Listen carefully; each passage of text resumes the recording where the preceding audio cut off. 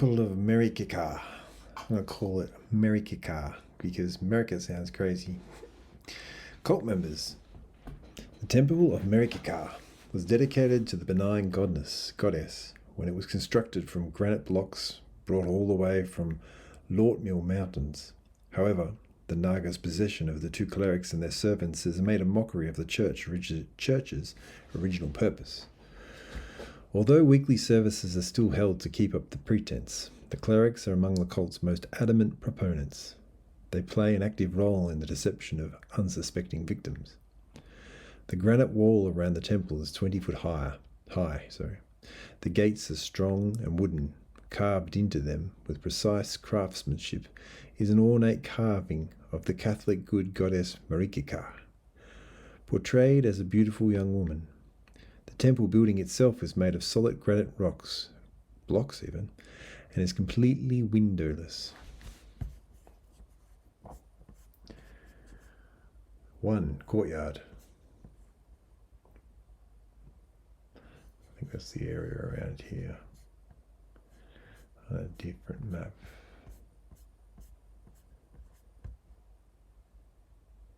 Maybe map down here.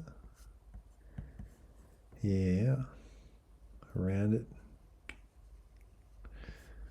Yeah, that's probably where it is. It's a Slumbering 7. Temple of Merikka. During the day, the courtyard is open. A broad path leads to the doors of the temple. The courtyard itself is empty except for a gardener, and its grounds are not well tended. If disturbed, the gardener, a temple servant, AC 8, hit points 4, will rudely direct the characters to the main temple, then ignore them. After dark, the gates to the temple are closed and barred from the inside. Two trained wolves are released to roam the courtyard.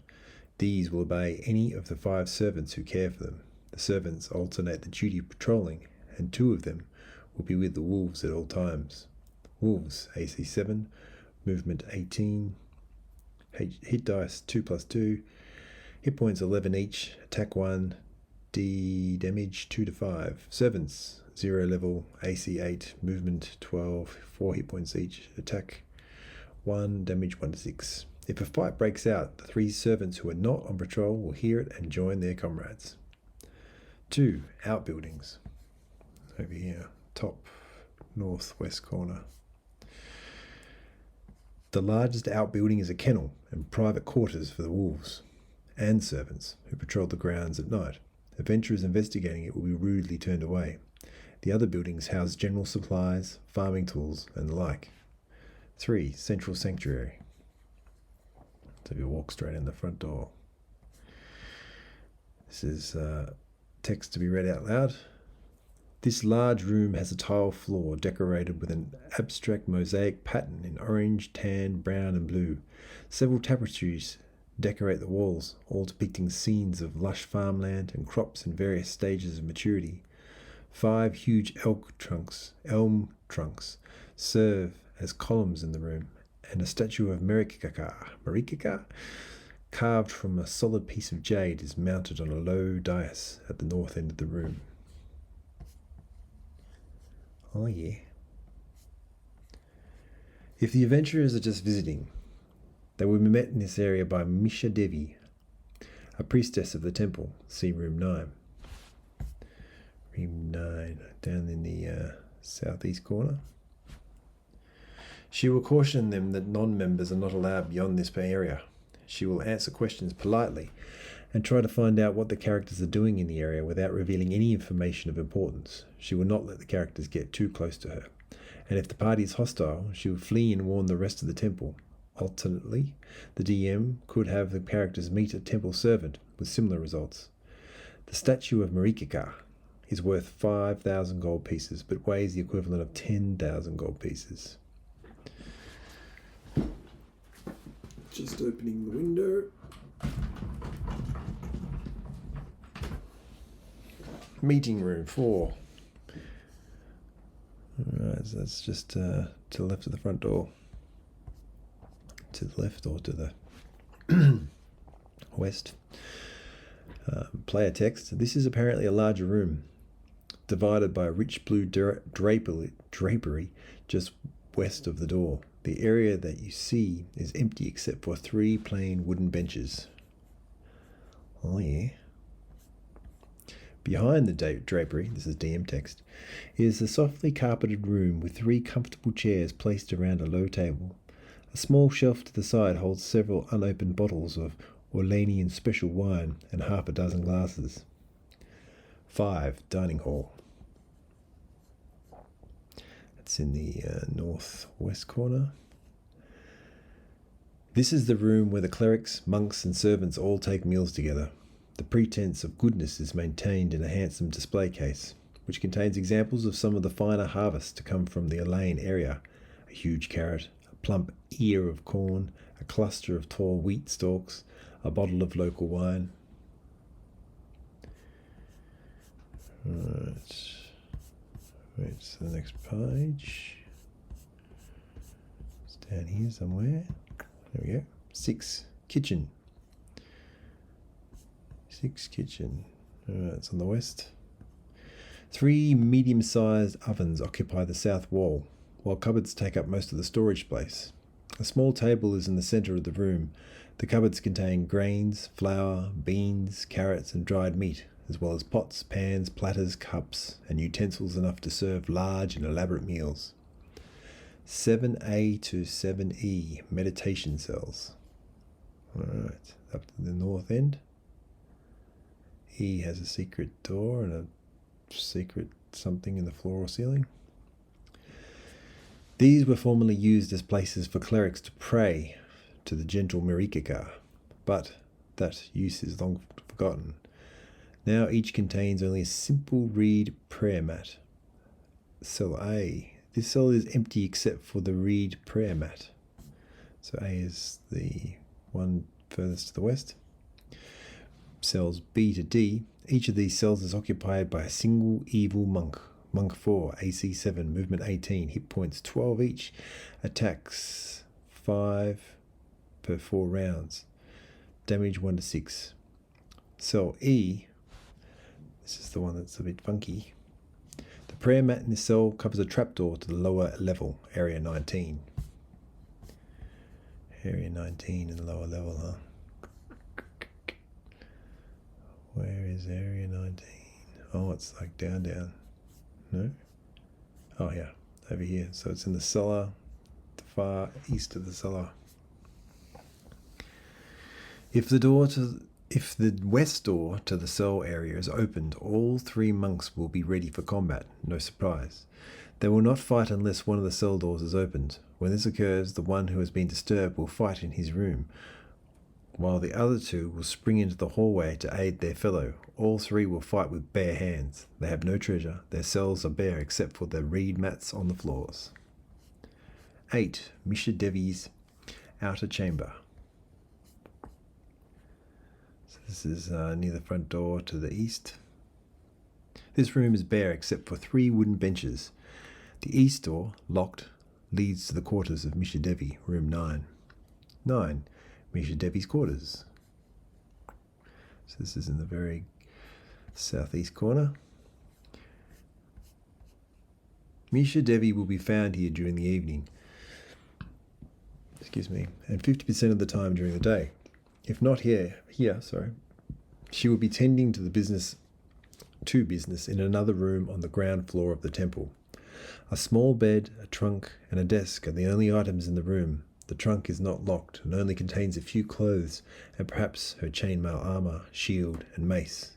Under the bed is a trapdoor leading to the lower level of the temple, area 19 also. Misha is a slender and attractive young woman who has been a cult member for nearly a year. Cleric 3, AC 9, hit points 15, attack 1, damage 1 to 6, strength 12, intelligence 12, wisdom 16, dexterity 9, constitution 10, and charisma 15. She wears a ring of protection +1 and a snake's head amulet around her neck that is made out of gold and has 200 gold piece rubies for eyes. The amulet is worth 1,000 gold pieces intact. Misha, has a suit of chainmail and a shield in her trunk that she will don if given warning of an attack, AC3. She wields a mace, originally dedicated to Merikka. Misha now seeks to undo her former service in advancement of the cause of the reptile god. Her spells are, first level, detect good, darkness, light reversed, detect magic, cure light wounds. Second level, augury, silence, hold person. Number 10, Hall of Statues. This is player text. This hall has a gleaming white floor and a series of alcoves along the east wall. Each alcove is lined with black velvet to highlight the beautiful golden items there. DM text. All these statues represent plants that Merikka's benign blessing helps to nurture. Each contains an amount of gold equal to 500 GP, but the workmanship of the statues makes them worth 5,000 GP each. From north to south, the niches contain replicas of a stalk of wheat, a potato, a cluster of oats, a cornstalk, a large carrot, 3 turnips, a bunch of grapes, a cluster of barley, and a pile of beans, intricately moulded statues of pure gold. The fact that the reptile god's minions have let these exquisite items remain in their traditional spots should suggest that it is best not to tamper with them. This is true, since Merikka's curse will immediately befall anyone who touches one of them. The effect of this curse is similar to that of the reverse of the 3rd level clerical spell Remove Curse, but is more difficult to remove. Curses from touching more than one item are cumulative, but only the individuals who actually handle the statues are cursed. Thus, if a character disturbs 3 of the objects, 3 curses would be received. If more than one curse indicates that an ability score is lowered to 3, it will be a different ability each time. A saving throw versus spells is allowed for each curse, with those saving still suffering a -2 penalty on all dice rolls for 3 days. Failure means the curse will be permanent until a cleric of at least 12th level casts a Remove Curse and an atonement on the culprit. Wow. Don't mess with that one. Hall of Statues 10. So this is the whole east side of the ground floor. Guard Room of the Undead, number 11. Where is 11? I'm having a moment. 11 is the upper floor. That is why I cannot see it. So you take the stairs from level 1, room 10, to upper floor, room 11. This is player text. This bare room contains only some wooden benches and 8 skeletons standing against the walls between them.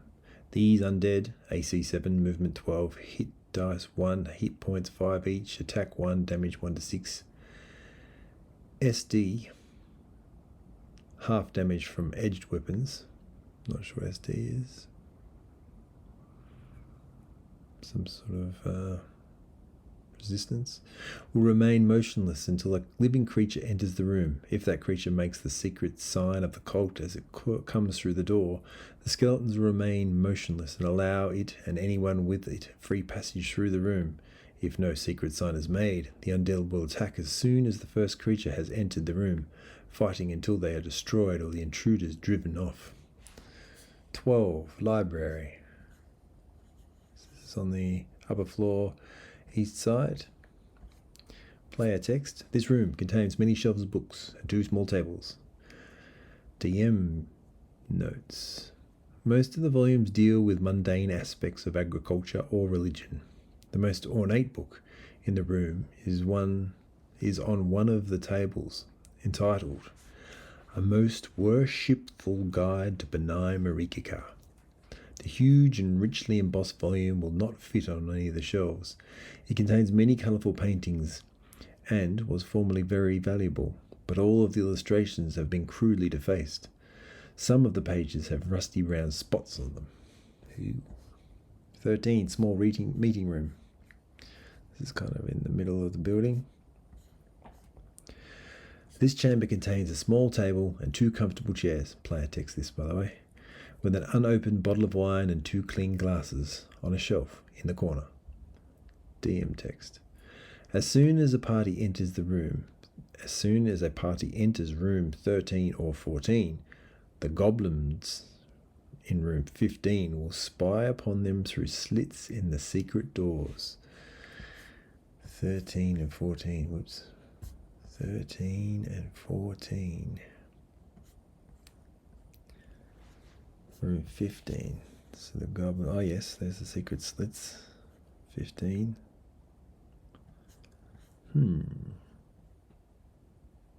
All of the secret doors are one way only, from 15 into 13 or 14. When the entire party has entered room 14, the 9 goblins will attack. AC 6, movement 6, hit dice 1, -1, hit points 3 each, attack 1, damage 1 to 6. They will attack in groups of 3, one trio through each secret door. Goblins, huh? Interesting. 14, torture chamber. Eek. Oh, look, it's like a rack in here. This is on the west side of the upper floor. Player text. A rack and table with heavy straps attached to it occupy the center of the room. An iron maiden stands in the corner. Several empty pine boxes, about 6 by 2 by 3, are stacked against the west wall. DM text. What was formerly a storage room for the ample supplies of grain and vegetables that the faithful provided for the cleric's disposal has now been outrageously defiled. It is here that Derek Desley does much of his dirty work. Ugh. Misha and Abramo also use the devices as a means of coaxing information from reluctant citizens before they have been converted. Ugh. Why would you do it before they've been converted? Okay. 15 goblin quarters. Yep, lots of beds and tables. Player text. This room is barren, except for 9 straw mats and a low, crudely built table. DM text. The 9 goblins who live here were captured by the cult's members in the dim forest and dragged to the dungeon of the reptile god. There they were charmed and ordered to serve as temple guards, out of sight of the citizens of Orlane. See room 13.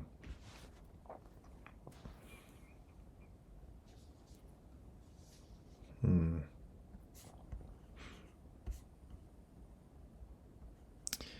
16, antechamber. 16 is in the southwest corner.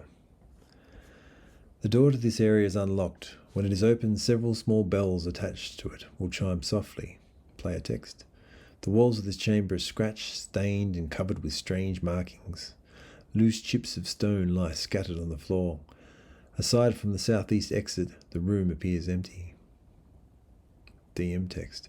This is the antechamber of the quarters of Abramo, originally a cleric of gentle Merikka. His charming by the Naga and resultant alignment change have seriously unbalanced his mind. He has scrawled meaningless gibberish on the walls of this room with soot-coloured pigments. Colourful. Abramo will always be around the double corner at position B, watching the party. Right, kind of a winding corridor. He will flee if the party appears too strong, but he will otherwise attack, as suggested later. Abramo is a 7th level cleric. AC 1, movement 12, hit points 28, attack 1, damage 1 to 6, strength 13, intelligence 10, wisdom 17, dexterity 15, constitution 12, charisma 9. He always wears his chainmail +2, even in bed. And his shield and mace will be handy. His spells are: first level, curse, reverse bless. Command, cure light wounds, detect good, cause fear, reversed, remove fear. Second level, speak with animals, spiritual hammer, snake charm, detect charm, silence. Third level, animate dead, cause blindness, prayer. Fourth level, undetectable, lie. A good strategy for Abramo is the following sequence of actions. Prayer, self, with party and area of spell effect. Cast silence on a coin and toss it into the party as they round the corner, thus negating party spellcasters. Charge the lead characters and melee, keeping the party jammed into a confined, silenced space. If things go badly, he can run into his room and bar the door. The DM might want to change this strategy if the party is very low level or the players are new to the game. Alternately, a Brahmo can be given a sanctuary spell or a few henchmen if the party is very strong. The DM may wish to play test key encounters like this one against the party characters before actually running it for the players. This can give a good feel for game balance.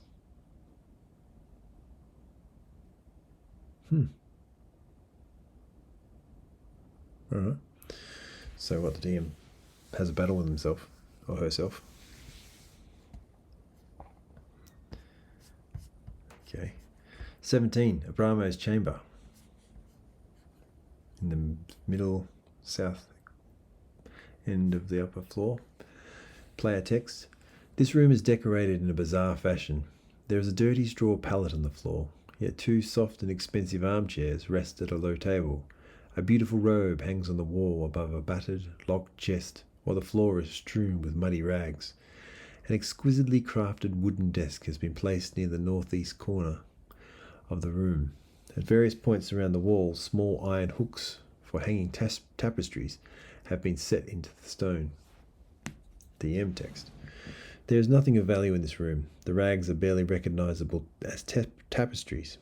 At one time, these showed pastoral harvest scenes. The desktop is covered with insane scribblings in the lawful evil alignment tongue. I love the alignment tongue. Snake mother and a crocodile has many teeth are examples of Abramo's scrawlings. The chest contains only ripped clothing of poor quality and worthless fragments of ivory that once made up a statue of Merikka. The secret door to room 18 used to be masked with a tapestry and now may be detected at a +1. Not sure what that means. Okay, yeah, I do. It is opened by simply pulling a hidden switch at the desk. This door can be barred from the other side. If Abramo passes through the door and bars it, he will be able to escape through the secret door in room 18 before the party can break in. Secret door in room 18, down this corner, in the very south east corner, I guess. Abramo carries a ring of keys on his belt at all times, including the keys to his chest and the chest in room 18. Oh, sorry, yeah. That was 17, wasn't it? 18. This large room is dirty and unkept, this is player text, with shards of rock lying around 4 crude granite statues standing about the room in haphazard locations. In the southeast corner is a polished jade figure of a snake with a female human head that is set apart from the other statues by its obviously superior crafting and material. Near it, a small cage with iron bars holds the listless figure of a beautiful young woman clothed in tattered rags. In addition, 2 brass-brown chests sit next to the east wall.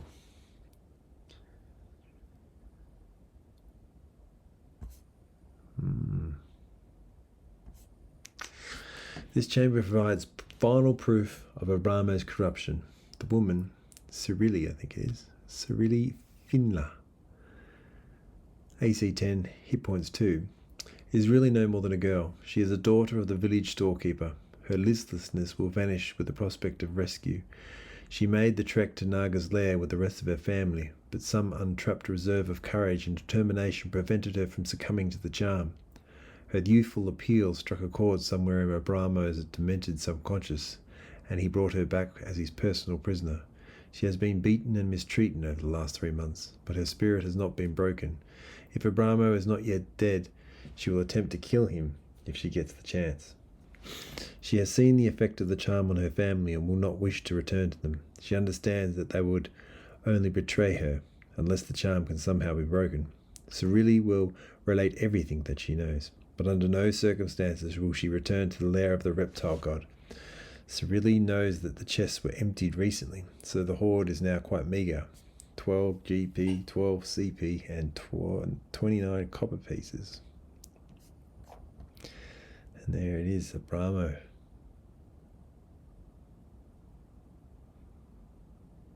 Wild. This jade statue is a skillfully carved image of the Naga, whom Cyrilli will name as Explictica Defilis. Shades of violet, brown, and green jade have been blended into a masterpiece of evil. Light from torches or lamps will cause the colours to swirl and shimmer in an almost hypnotic pattern. The statue is worth 7,500 GP intact and weighs that much in GP equivalent. It is impossible to break into smaller parts while retaining any of its value. Other statues in the room have been chipped from granite and are as ugly as they are poorly crafted. Abramo created them himself and gleefully explained them to his captive, so the lass can identify them as a crocodile, two large lizards, and a coiled cobra. The fragments of rock are the remnants of a statue that has been shattered. At one time it was a likeness of Merikka. Behind the statue of the Naga is a secret trapdoor that leads to room 9 on the ground floor level of the temple. Only Abramo knows about it, and he will use it to escape if hard pressed. Room 9. Oh yes, that's what I was looking at before. That's all the upper floor. 19, hidden hallway. 19 hidden hallways. This is the cellar. This hallway connects rooms 7E and 9. It was entered through either of the two hidden trapdoors. The walls, floor, and ceiling are of rough stone. 7E or 9. There's 9 and there's 7E. Okay, cool. 20, maze. Okay, so just go through the door from 19 and you're into a maze. This small maze has been built in a formerly empty storage room. The walls of this maze are studded with iron spikes at odd intervals and heights. Here, the cult members have captured and charmed a small ogre. AC 5, movement 9, hit dice 4+1, hit points 13, attack 1, damage 3 to 8, 1d6+2. Keeping it in a nearly starved state. It will not attack a person or group making the sign of the cult, but all others are fair game. The ogre waits at the position marked with an X on the map, but will always hear the door open and move to investigate. As with most cult members, it has no treasure of its own. Boo. There it is, the X, an ogre. Dang. 21, secret door.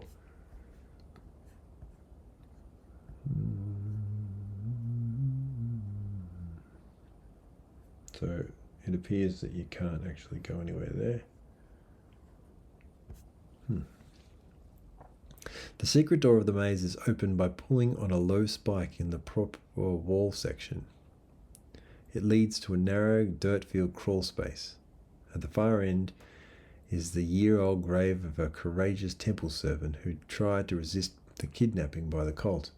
The body is very old and wrapped in rotting leather tunic. Nothing of value may be found here. Secret door.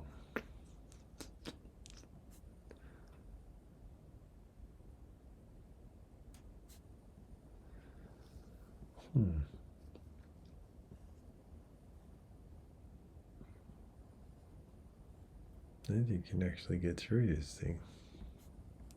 22. Troglodyte tunnels. This earthen tunnel has no stone, shoring, or supporting timbers. Consequently, much less dirt lies on the floor. That was player text. So I don't know if you can get... Oh, you can. Can you get... You can't get to 22. I think it's supposed to be able to get to 22. But you can't. Maybe it's supposed to be on the door here, or that wall's not supposed to be there.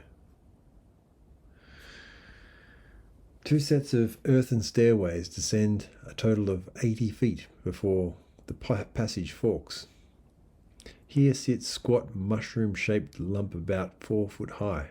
This shrieker, AC 7, movement 1, hit dice 3, hit points 15, attack 0, has been placed as a watch fungus. The 4 troglodytes, AC 5, movement 12, hit dice 2, hit points 8 each, attack 1, damage 1d6 with stone axes. SA, special attack, revulsion odor. In the room at the north end of the tunnels will certainly hear the shrieker's alarm if the party is careless and move to attack. 22. Is that it there, maybe?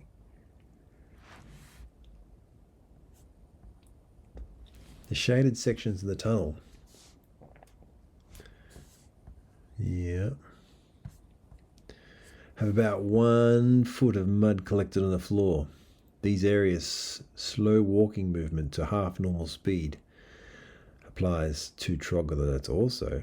The 4 troglodytes will split up, a pair advancing down each tunnel. They will attack any enemies they meet, and if the party has all gone down one tunnel, the 2 troglodytes that they do not meet will come around and attack from behind.